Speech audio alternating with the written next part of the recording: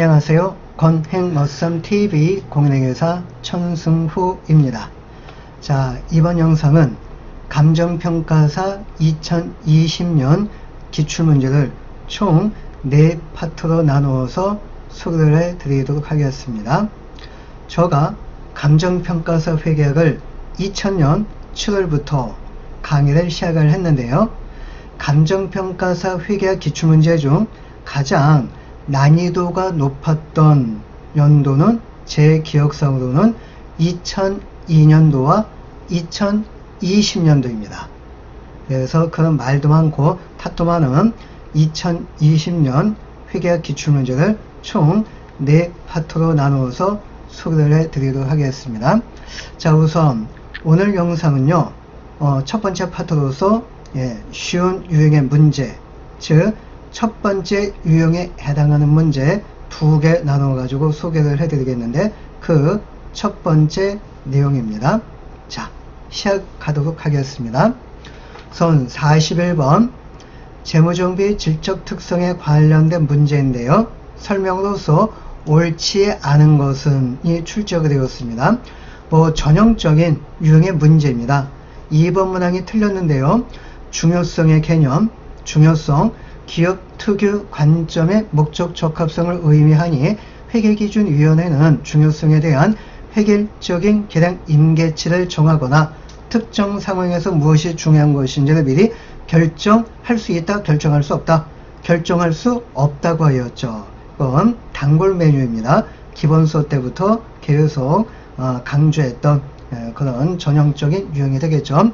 왜 그러냐면 기업 특유 관점의 목적 적합성을 의미하니 기업마다 중요성 개념이 다 다르다고 되어 있죠. 만약에 기업이 100가지가 있다. 그럼 100개의 기업 모두 중요성이 다 다릅니다. 그래서 미리 결정을 할 수가 없는 것이죠. 자, 그 다음 44번 문제, 할인과 관련된 문제가 되겠는데요. 우리가 주로 살펴봤던 유형의 문제는 이자부 어음이었습니다. 여기에다가 추가 무이자부 어음이 추가된 내용이 되겠는데요. 객관식 문제집에서 살펴봤던 그런 유형의 문제입니다. 2001년 4월 1일 만기가 2001년 7월 말 4, 5, 6, 7 만기가 4개월짜리가 되겠죠. 액면가에 120만원 어음을 거래처로부터 수출하였는데 동어음을 2001년 6월 말 4개월 중 3개월간 보유한 후 은행에서 할인을 하였고, 그때 할인율은 12%였습니다. 동어음이 무이자부 어음일 경우 A와 연 9% 이자부 어음일 경우 B 각각에 대해 간편히 인식할 처분 손실 금액은 각각 얼마가 되겠느냐. 단서 내용은 일반적인 내용이 되겠습니다. 자, 먼저 A, 무이자부 어음일 경우입니다. 무이자부 어음은 이렇게 이자부 어음처럼 표면적으로 이자가 나타나는 것은 아닙니다. 하지만 넉 달 후에 돈을 바꾸라 하였으니까 한 푼도 이자 안 받는 것은 아니겠죠. 뭐라고 하였나요? 그렇죠. 액면가에 120만원 속에 이자가 다 포함이 되어 있다. 그렇게 소개를 해드렸습니다. 그래서 액면가에 120만원이고요. 할인율 12%입니다. 만기가 4개월짜리가 되었는데 3개월 후에 할인을 하였죠. 만기로부터 소급해서 한 달 미리 앞당긴 겁니다. 그래서 한 달분치 이자가 공제가 된다. 그래서 12분치 1 하면 12,000원이 계산이 되겠네요. 그래서 A일 경우 요 처분 손실로 인식할 금액은 12,000원입니다. 그래서 정답 후보는 3번, 4번, 5번이 되겠고요. 그 다음 9% 이자부 어음, 이거는 기본서 때부터 계속 살펴본 바 있죠. 자, 먼저 첫 번째, 어음 만기일인 4개월 후에 어음 만기가액을 먼저 계산합니다. 그렇게 하기 위해서 4개월 분치 이자가 먼저 계산이 돼야 되겠죠. 계산기 조작, 액면가액 120만원이고요. 곱하기 연 9% 곱하기 12분의 4 하면 36,000원이고, 그래서 액면가액에 플러스 한다면 어음 만기가액은 123만 6천원입니다. 즉 4개월 후인 만기 때까지 계속 보유하고 있다고 가정을 하면 123만 6천원 돈을 받게 되어지는데 한 달 미리 앞당겨 가지고 돈을 미리 끌어다 쓴 거죠. 그래서 한 달 분치 이자만큼 공제가 되어지는데 이때 할인율은 12%입니다. 그래서 123만 6천원 곱하기 연 12% 나누기 12 해주면 한 달 분치 이자 12,360원이 공제가 되어서 실제 받는 돈 실수령 금액은 123만 6천원에서 12,360원을 빼면 122만 3,640원의 돈을 받게 됩니다. 자, 그리고 네 번째는 가정한다고 했죠. 즉 3개월 후인 할인 현재 시점에까지 계속 어음을 보유하고 있다면 석 달 분치이자 27,000원이 플러스가 되어서 어음 장부금액은 122만 7천원이 될 뻔 하였는데 실제는 어음을 은행에 할인을 한 결과 요만큼 뿐이 즉 122만 3,640원 뿐이 돈을 못 받게 됩니다. 그래서 요 차익만큼 처분 손실로서 계산이 되겠지요. 3,360원. 그래서 정답은 3번이 되겠습니다. 자, 그 다음 45번 투자부동산 전형적이고 쉬운 문제가 되겠죠. 원가 모형, 공정가치 모형을 선택할 수 있는데 이 두 개의 방법을 비교하는 문제입니다. 자, 문제 한번 읽어보죠. 간평은 2001년 초 임대 수익을 얻고자 건물 원가 100, 내용연수 5년, 잔존가치 10, 정액법 상가 취득을 하고 투자 부동산 분류하였습니다. 근데 부동산 경기 불황으로 1차 연도 말 공정가치는 80만원 하락을 하였고 동 건물에 대하여 공정가치 모형을 적용할 경우에 비해 원가 모형을 적용할 경우, 그래서 주어가 원가 모형이 되겠죠. 2001년도 당기순이익은 얼만큼 증가 또는 감소가 되겠는가, 이렇게 이제 출제가 되었습니다. 자, 먼저 주어인 원가 모형을 적용을 하면 1년 분치 시간 지나간 부분에 대해서 감가상각을 해줘야 됩니다. 그래서 취득원가 100 빼기 잔존가치 10 그리고 나누기 5년 해주면은 18만원 감가상각비가 계산이 되겠고요. 또한 원가 모형을 적용할 경우에는 공정가치의 변동분은 반영을 하지 않는 거죠. 자, 그 다음 공정가치 모형을 적용을 하면 감가상각하지 않는다고 하였습니다. 그래서 결국 원가 100이 12월 말 공정가치 80으로 떨어졌으니 평가손실 비용은 20만원입니다. 그래서 원가 모형을 적용할 경우에는 18만원의 비용, 공정가치 모형을 적용을 하면 20만원의 비용, 그래서 주어인 원가 모형 적용 시 감가상각비가 비용이 2만원만큼 감소가 되겠죠. 따라서 당기순이익은 상대적으로 2만원만큼 증가가 되겠습니다.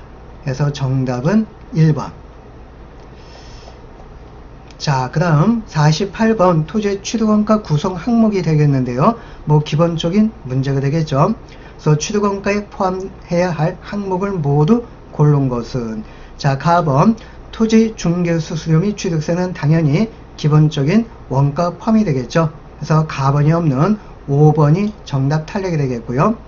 자, 그리고 이제 나번 직전 소유자의 체납 재산세를 대신 납부할 경우 체납된 재산세도 요것도 토지의 취득원가에 포함이 되겠습니다. 자, 그리고 이제 다번 이 상한수도 공사비인데 영구자가 들어가 있지 않죠. 그래서 요거는 토지 구성 항목이 아닙니다. 그래서 다번이 껴있는 1번도 탈락, 3번도 탈락, 4번도 탈락입니다. 그럼 결국 정답은 2번 뿐이 얻게 되겠죠. 그래서 혹시 나번이 좀 생소하다, 이건 몰라도 돼요. 다번에 비해서 정답이 2번임이 확실히 체크가 됩니다.